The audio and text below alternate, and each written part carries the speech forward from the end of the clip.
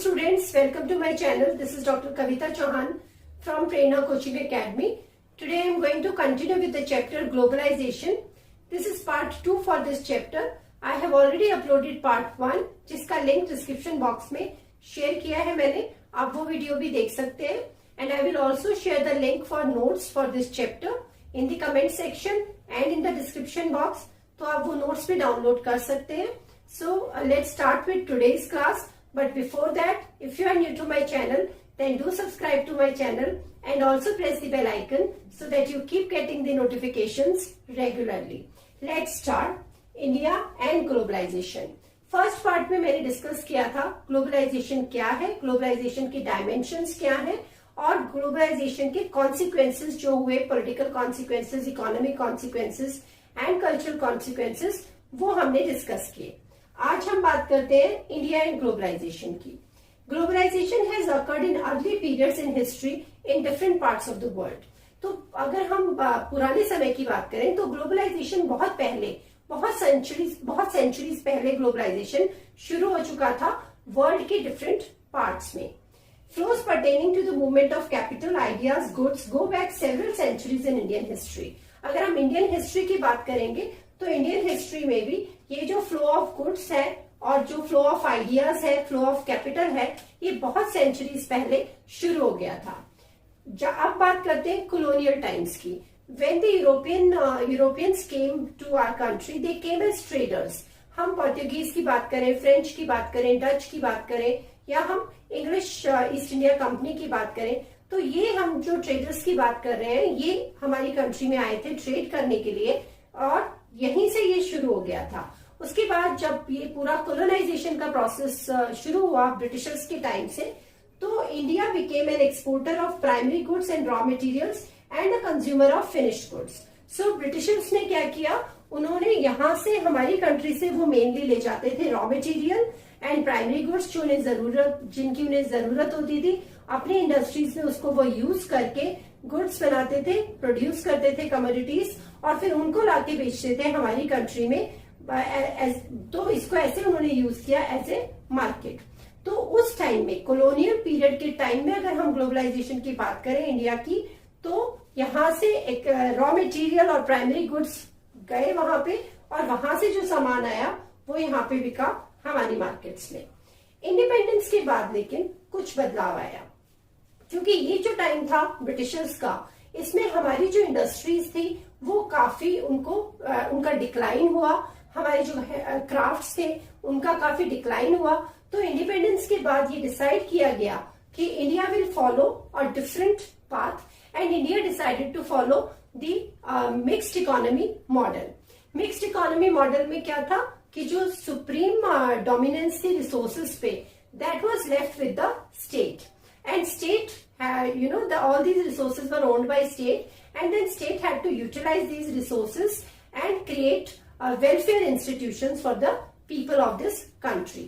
तो ये हुआ इंडिपेंडेंस के बाद और इंडिया ने ये डिसाइड किया कि हमारे जो कंट्री में इंडस्ट्रीज है उनको प्रमोट किया जाएगा और जो हमारी कंट्री के प्रोड्यूसर्स हैं वो ही प्रोड्यूस करेंगे, जिससे इंडिया के लेवल पे सेल्फ रिलायंस बढ़ेगा और जो हमारे प्रोड्यूसर्स हैं वो भी ये सीखेंगे कि किस तरीके से गुड्स को प्रोड्यूस करना है. इसको एक टर्म बोला गया या नाम दिया गया प्रोटेक्शनिज्म का.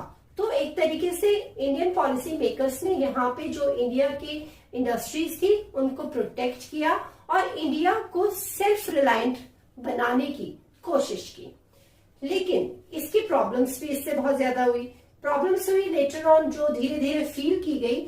उसकी वजह से फिर 1991 में एक तो फाइनेंशियल क्राइसिस पैदा हो गया था हमारी कंट्री में और दूसरा ये भी एक कंट्री के लेवल पे ये भी एक जरूरत थी कि जो हमारी इकोनॉमिक ग्रोथ है वो बढ़नी चाहिए, क्योंकि वो अब स्टेगनेंट होनी शुरू हो गई थी. तो 1991 में India started with economic reforms, and these reforms were related to the liberalization. Liberalization में प्राइवेटाइजेशन किया गया और बहुत सारी जो बाहर की कंपनीज हैं, मल्टीनेशनल कंपनीज, उनको अलाउ किया गया हमारी कंट्री में इन्वेस्टमेंट करने के लिए. तो ये सारी चीजें आपको पता होनी चाहिए as far as India and globalization is concern. When we talk about globalization, तो एक और जो इम्पोर्टेंट यहाँ पे पॉइंट ऑफ डिस्कशन है वो है resistance to globalization. When we discussed about the economic, political and cultural consequences of globalization, so we looked, at both the sides कि जो लोग इसको सपोर्ट करते हैं उनकी क्या ओपिनियन है और जो इसको क्रिटिसाइज करते हैं उनकी क्या ओपिनियन है।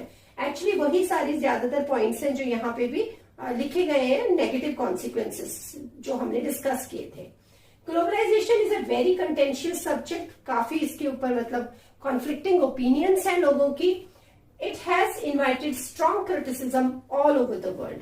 So it's not only about, we are not only talking about India, but world as a whole. So different parts of the world have experienced such kind of criticism towards globalization.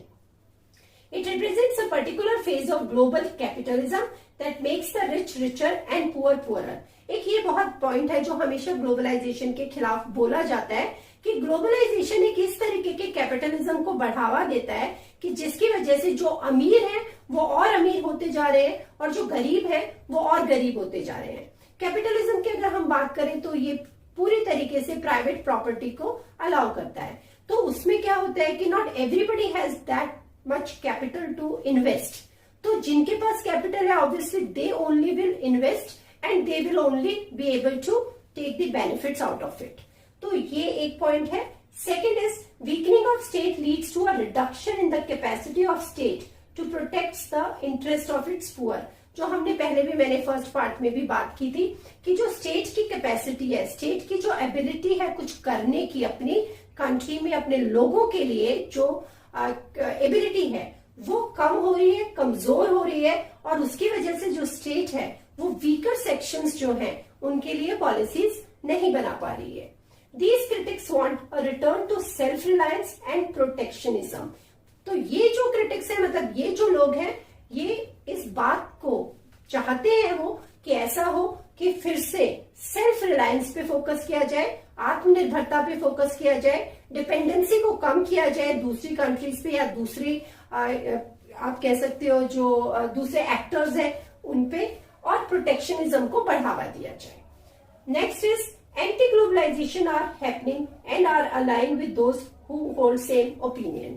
अब ये जो resistance to globalisation है ये सिर्फ theory में नहीं है, मतलब सिर्फ थ्योरेटिकली बोला नहीं जा रहा है, बल्कि ये दिखाई भी दे रहा है कि किस तरीके से ग्लोबलाइजेशन को वर्ल्ड लेवल पे रेजिस्ट किया जा रहा है। बहुत सारी मूवमेंट शुरू हुई हैं ग्लोबलाइजेशन के खिलाफ, और ये मूवमेंट जो है अगर एक कंट्री में शुरू हुई है या एक पार्ट में शुरू हुई है तो ये जो दूसरी कंट्रीज है उनके साथ भी अलाइन कर रही हैं और एक प्लेटफॉर्म क्रिएट कर रही हैं जहां पे इस तरीके से इसको रेजिस्ट किया जा सकता है। Although many of them are not against globalization per se as much as they are opposed to a specific program of globalization. यहाँ पे इंपॉर्टेंट बात ये भी है कि ये जो रेजिस्टेंस आ रही है ग्लोबलाइजेशन के लिए, ऐसा नहीं है कि ग्लोबलाइजेशन के कॉन्सेप्ट को रेजिस्ट किया जा रहा है, बल्कि ग्लोबलाइजेशन के कुछ जो स्पेसिफिक एस्पेक्ट हैं, जैसे कुछ कंट्रीज में इसके कल्चरल कॉन्सिक्वेंसेस के बारे में मतलब ज्यादा रेजिस्टेंस आई है, कुछ कंट्रीज में इकोनॉमिक लिबरलाइजेशन को क्रिटिसाइज किया गया है या रेजिस्टेंस आई है। तो ग्लोबलाइजेशन से एज सच लोगों को ज्यादा प्रॉब्लम नहीं है, लोगों को प्रॉब्लम है ग्लोबलाइजेशन के पर्टिकुलर एस्पेक्ट से, जिनकी वजह से प्रॉब्लम्स पैदा हो रही हैं, ऐसा उनको लगता है।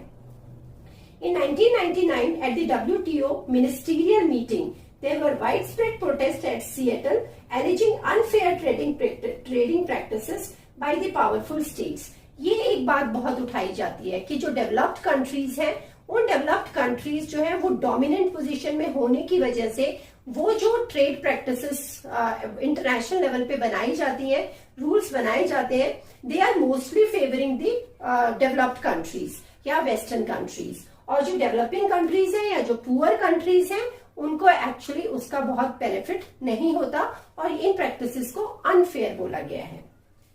The World Social Forum is another global platform for this resistance. ये वर्ल्ड जो अगर हम यहाँ पे बात करें वर्ल्ड सोशल फोरम की, तो ये भी एक ऑर्गेनाइजेशन है या एक फोरम है जो इस रेजिस्टेंस के लिए मतलब जो भी लोग इस ग्लोबलाइजेशन को रेजिस्ट करते हैं उनके लिए एक तरीके से एक प्लेटफॉर्म क्रिएट करती है, so that they can discuss about it, they can talk about it. So for example you can say कि ये फोरम है क्या. ये फोरम है एक्चुअली कि जो भी ह्यूमन राइट्स एक्टिविस्ट हैं, जो एनवायरमेंटलिस्ट हैं, बेसिकली ह्यूमन राइट्स एक्टिविस्ट जो मानव अधिकारों के प्रोटेक्शन के लिए आवाज उठाते हैं, एनवायरमेंटलिस्ट जो एनवायरमेंटल डिग्रेडेशन हो रही है उसमें ग्लोबलाइजेशन का भी कहीं ना कहीं रोल है, तो एनवायरमेंटलिस्ट भी इस वर्ल्ड सोशल फोरम का हिस्सा है. इसी तरीके से जो लेबर ऑर्गेनाइजेशन हैं या जो लोग लेबरर्स की जो राइट्स हैं उनको प्रमोट करते हैं या उनके लिए आवाज उठाते हैं, वो भी इसका हिस्सा है. विमेन एक्टिविस्ट भी इसका हिस्सा है. तो आप ये कह सकते हो कि ये सब लोग मिलके एक तरीके से ये जो नियो लिबरल ग्लोबलाइजेशन है इसको रेजिस्ट करते हैं या ओपोज करते हैं. इसकी जो मीटिंग्स की अगर हम बात करें तो जो इसकी फर्स्ट मीटिंग थी वो पोर्टो एलेग्रे में ब्राजील में हुई थी 2001 में. फोर्थ मीटिंग हुई थी मुंबई में 2004 में और सेवेंथ मीटिंग हुई थी नैरोबी केनिया में 2007 में. जो ये मीटिंग्स है ये आपके चैप्टर में दी हुई है, तो मैंने वही वाली मीटिंग्स यहाँ पे मेंशन की हैं. Let's talk about India and resistance to globalization. So in India, these left-wing protests towards economic liberalization, these have been voiced through various political parties as well as the forum like Indian Social Forum. जैसे global level पे global social forum है, इसी तरीके से India में भी Indian social forum है और उसके थ्रू ये जो इकोनॉमिक लिबरलाइजेशन है इसको रेजिस्ट किया गया था. इसके साथ साथ जो और जो एक्टिविस्ट्स हैं जैसे कि जो ट्रेड यूनियंस हैं या जो ऐसे वाले ग्रुप्स हैं जो फार्मर्स के इंटरेस्ट को सपोर्ट करते हैं या उनको प्रोटेक्ट करते हैं, उन्होंने भी इसके खिलाफ आवाज उठाई है और बहुत बार प्रोटेस्ट किए हैं, मूवमेंट्स चलाई हैं against the basically concept of multinational companies. तो जो मल्टीनेशनल कंपनीज की एंट्री हुई हमारी कंट्री में in 1991 onward because of the economic liberalization, so that has been resisted. If we talk about another group which is which always resisted globalization, तो उनका जो main focus था वो था towards the cultural influence of globalization. किस तरीके से ये जो cultural influence है, जो western culture है, वो जो values है वो किस तरीके से हमारे यहाँ के लोगों को dominate कर रहा है या इन्फ्लुएंस कर रहा है. And this has come from the people who belong to right wing और the people who are the supporters of right wing ideology. So they are against the cultural practices. उसमें आप एग्जांपल देख सकते हो, जैसे हमेशा टाइम टू टाइम ये देखा गया है कि जो हमारे यहाँ पे फीमेल्स हैं, गर्ल्स स्टूडेंट्स हैं, अगर वो वेस्टर्न ड्रेसेस पहनती हैं तो उसके खिलाफ कई बार प्रोटेस्ट देखे गए हैं कंट्री में. और जो वैलेंटाइंस डे मनाया जाता है उसके अगेंस्ट भी काफी प्रोटेस्ट हुए हैं. तो ये सारी चीजें हैं जिनके थ्रू आप ये मेंशन कर सकते हो कि इंडिया में कैसे ग्लोबलाइजेशन को रेजिस्ट किया गया है. बट अगर हम ग्लोबलाइजेशन की बात करें तो globalisation as a concept has been very beneficial at the international level और global level for various countries, whether you talk about the Western countries or you talk about the developing countries, and it has actually brought the world closer. So globalization is not wrong, but yes, there might be some practices related to globalization which can be called as unfair or which can be people can protest against them. So this is all about globalization. Thank you so much. I hope you enjoyed the class.